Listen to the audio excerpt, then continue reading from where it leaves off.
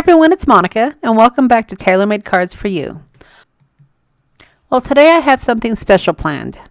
I am a guest designer over on Brutus Monroe blog page, and as a guest designer, I got to choose a couple of stamps to work with.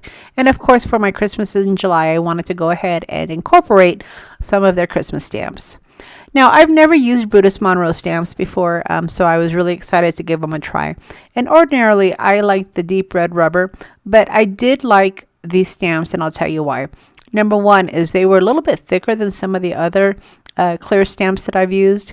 One thing that I hate is when I'm using my MISTI, if I pull my rubber stamp off, it would tear. Well, these aren't going to tear because they're really nice and thick, so I was happy to see that. Now, I'm going to go ahead and create this little card, but I wanted to show you an easier way to create it using some Kraft cardstock. I know not everybody has coat book markers, but Kraft cardstock is the perfect color to create gingerbread houses and gingerbread men. So there's a couple of ways that you could create this card. Number one, you can certainly stamp it on white cardstock and color till your heart is content. Or you can go ahead and stamp it directly onto your Kraft cardstock. Now, you've heard the phrase go big or go home, right? Well, I definitely went big with this double-sided adhesive. One thing that I like to do when I'm working with smaller stamps is I like to add double-sided adhesive to my cardstock before I start stamping on it. And that way, if I'm going to fussy cut it, then all I need to do is peel off the back side of the adhesive, and then I can just stick my little item right on my card. Now, yeah, you could definitely use glue, or you could use your ATG gun, which is what I typically use. But like I said, with the smaller items, I like to have double-sided adhesive, which turns it into a sticker. Now, I use this double-sided adhesive a lot, and that's why I bought the big roll. I use them to create my passport books. But you definitely don't have to get a roll this big. I just found that it was a lot cheaper to buy it in bulk since I do use it a lot. And I just keep it right under my craft desk. But it's easy to use. All you got to do is take your cardstock and peel off the roll, and then add your cardstock to it and then trim it down. And then you're good to go. All you need to do is stamp your image, and then you can either use die cuts or you can fussy cut it. And then you've created your own little stickers. Okay, so once I had the double adhesive added to my cardstock, I went ahead and chose my stamps.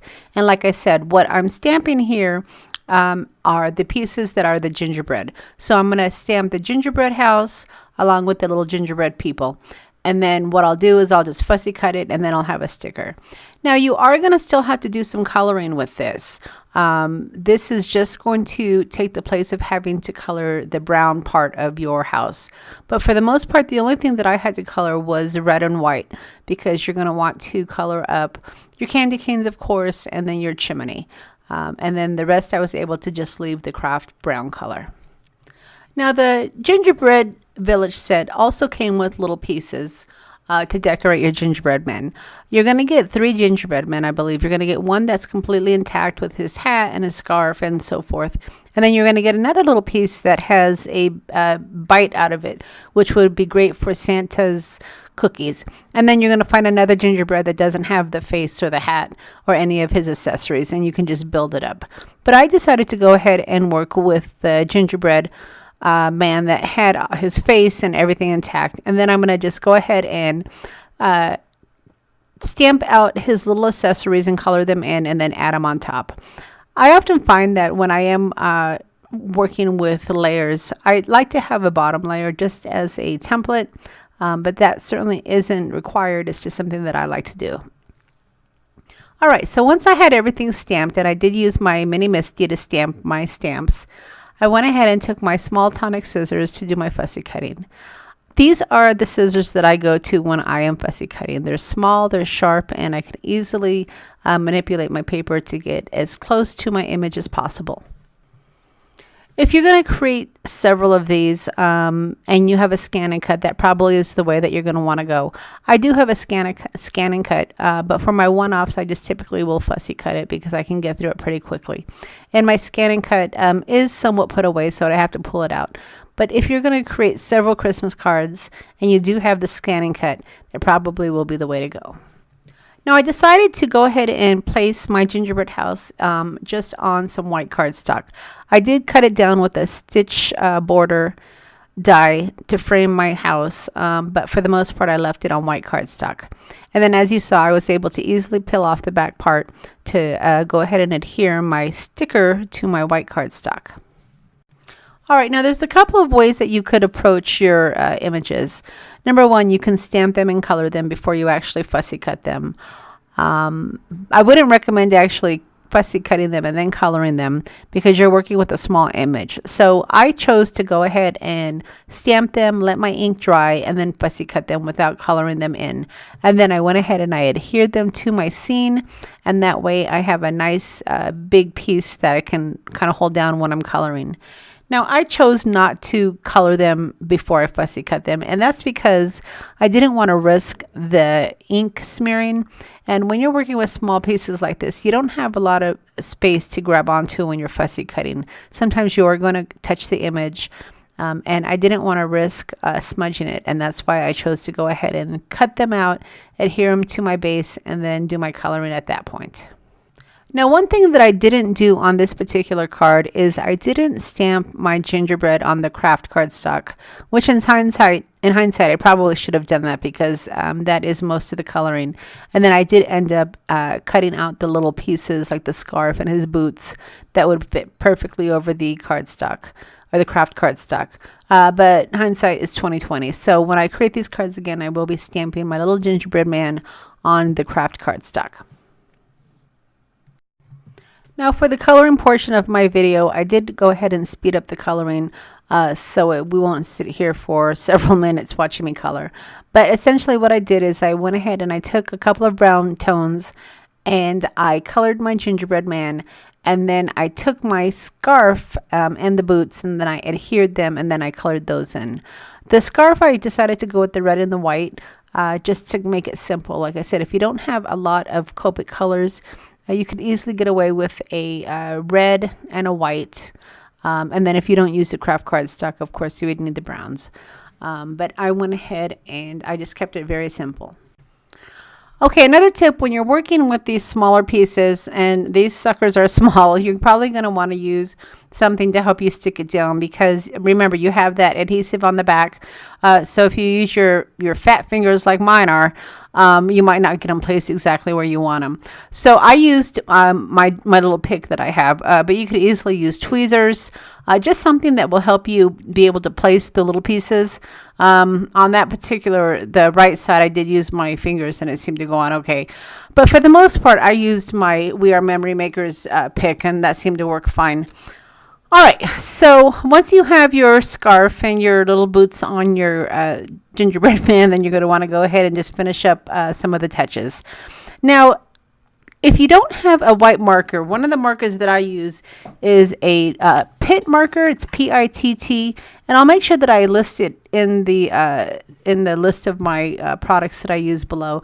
But this is a marker that I've used for my some of my journals that I've done in the past, and it was a really good white marker. I've used it for several items where I have to create like snow, or if I'm coloring on colored cardstock. But it works really well. I don't think it was very expensive either, but like I said, I'll list it for you. But I use this to go ahead and color the snow on my gingerbread house along with the white parts on my candy cane. Now, another thing you're going to want to be mindful of is if you are going to be putting a sentiment on your card, you want to make sure that you have left enough room on the top of your cardstock to do that sentiment. I knew I was going to be putting a sentiment, so I made sure that I had enough white space to go ahead and add my stamp. And the ink that I'm using for my Happy Holidays sentiment is from scrapbook.com, and it is their red ink. And I got this ink, I think I got it last Christmas. I got the red and I got the green, and then I also got the black because I knew those were great colors for holiday season. So if you haven't tried their ink, I'm really pleased with it for the most part. I mean, it's very juicy, and you can also get refill inkers for your ink pads. So it's an ink I've been really happy with. All right, so after I stamped my sentiment, we were kind of on the home stretch, and I just want to show you a few more details that I did to create this card. Now, the die that I used to cut the cardstock on this isn't quite 4 inches by 5 1/4. That's typically what I'll use to mount onto my A2 cards. So I wanted to create a little bit of a border. So I took another piece of white cardstock and I cut it down to the size that I'll typically mount onto my cardstock. And then I took some really thin red and white washi tape and I just added it to the border. And you're going to see that this is perfect to be able to add just a little bit more contrast. I love washi tape, and to me, I think washi tape is underrated. There's a lot of crafters out there that just don't use washi tape to its full potential. You can use it for borders, you can use it to create backgrounds, and there's just so much to do with your washi tape. And this is just one of the examples of what you can do. You can take your white cardstock and create a nice little border, and then you can lay some paper right on it, and it just creates a really nice contrast without having to have another piece of cardstock underneath. And then I took my black cardstock, which was 1/4 of an inch smaller, and I adhered that, and then I had a nice border for my piece that had all of my scene. Okay, and like I had said earlier, I did use my white Pitt marker to add the snow, and that's what I'm going to do next. So I went ahead and I got my marker and I went ahead and I just kind of traced the edge of the gingerbread house where the snow was kind of hanging off. And then there was some icicles on the roof as well that I went ahead and I colored in. And then as a final touch, after I had mounted my panel onto my A2 card, I went ahead and I added some of the clear Nuvo drops, and I used them kind of like icicles just to make it shine a little bit. Glossy accents works just the same, so either one will work fine for your icicles. And then also, if you want to have a little bit of a shine, you can easily add some of your Wink Stella. And this is just a brush that has kind of glitter. So just kind of rub it over your card where it's white, and it kind of shimmers a little bit, kind of like snow. Now I am going to be back with another design from Brutus Monroe, and what I'm going to do for my giveaway for this is I'm going to combine all the comments from this card along with the card I'm going to have in about a week, I believe. And then what I'll do is I will do a drawing for either a gift card to Brutus Monroe, or I might have a stamp. I'm not sure yet, but it will be something from his shop. So I'll leave a list of all the products that I've used to create the card along with the links to the store. And if you've enjoyed the video, don't forget to leave me a thumbs up. Now remember, if you want to be entered into the drawing, go ahead and leave a comment, and also make sure that you are subscribed to the channel.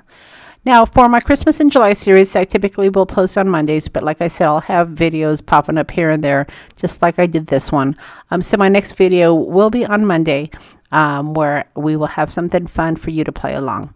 All right, everybody, thanks so much for stopping by, and we'll see you again next time.